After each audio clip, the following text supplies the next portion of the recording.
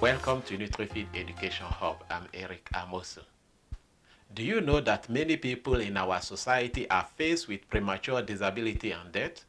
Of course, one of the major contributing factors to obesity epidemic is our diet. That is why in this recording, I would like to share with you some important tips for sustainable weight loss and disease prevention. This is a clip from one of our nutrition education lecture series. I hope you enjoy it. Now, in terms of the solution, when we think we need to look for what is missing, what is causing the problem is the misunderstanding of the word nutrition. But a whole plant-based food is present the food in its most natural form as possible, which means it just tells you minimal processing. It excludes white sugar, white flour, no additive and preservatives. So you could have some 0 to 5% meat as well.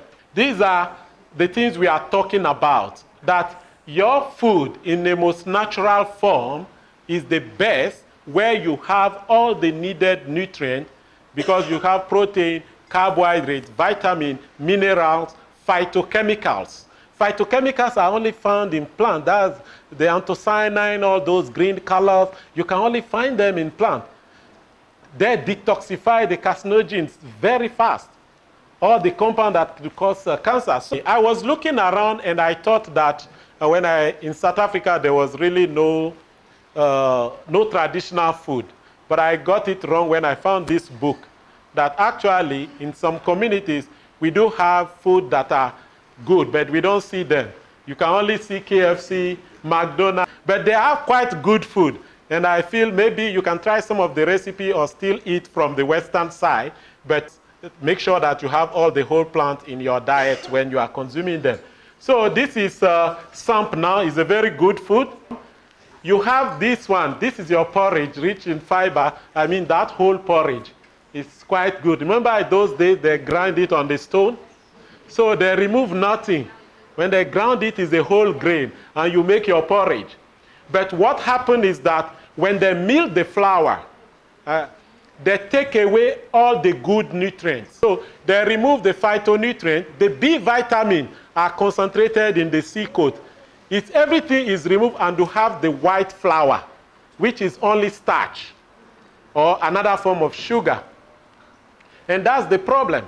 But when these other nutrients are present, it actually modulates the way you break down your starch also, which means the blood, the sugar doesn't get into the blood very fast. In the presence of fiber, like, those viscous one, I'm trying to run away from technical terms so that we don't feel bored. Those viscous components, for those viscous material, you see them in oats, yes, right? Very viscous. In okra, in amadumbe, those are called viscous polysaccharide.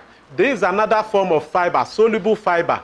They actually act as a sequestrant to the bile acid. Remember, when you take fat, the bile acid is secreted, the fat is emulsified. When it's emulsified, it's taken into the bloodstream.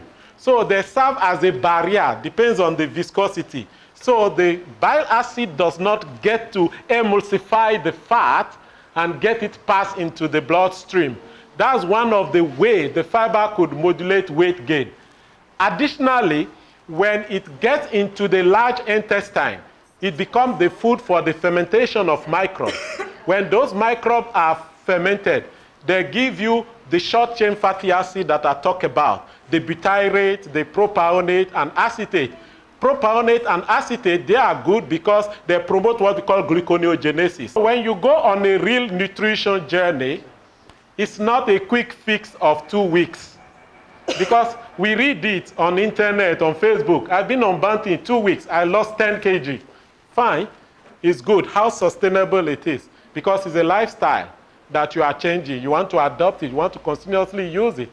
So you need to look for something that is balanced and sustainable at the same time. On what we say, I'm not dictating any particular nutrition for you, but for you to take something that you are neglecting, that you are used to, and is nutritious, and bring it into your diet. Because I may not be used to something that you like, but is equally nutritious. Some of the tips towards losing weight, you know that the Western diet now is very poor when it comes to nutrition. Calorie dense, poor nutrition, weight gain, and metabolic diseases.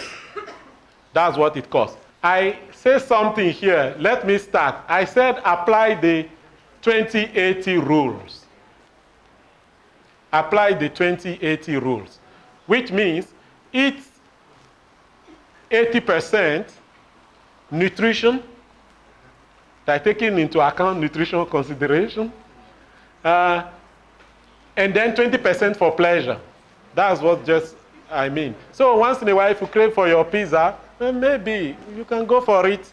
You want some sugar-sweetened beverages, you can have one, but you should be able to discipline yourself to limit it to that one, or two if you want to take them.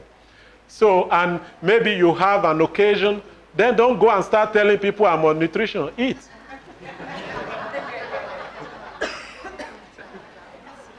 Eat well, actually. But when you go there to take your food, there are many plates, right? And those ones that are calorie dense, those that are nutritious. Okay, can I tell you my secret? It's not actually a secret. Maybe some of you are doing it. So what I do, I start with the greens, those ones. The bulk, they don't fill you up at all. You fill the plate. If it's a buffet and you don't have to, you can go back again.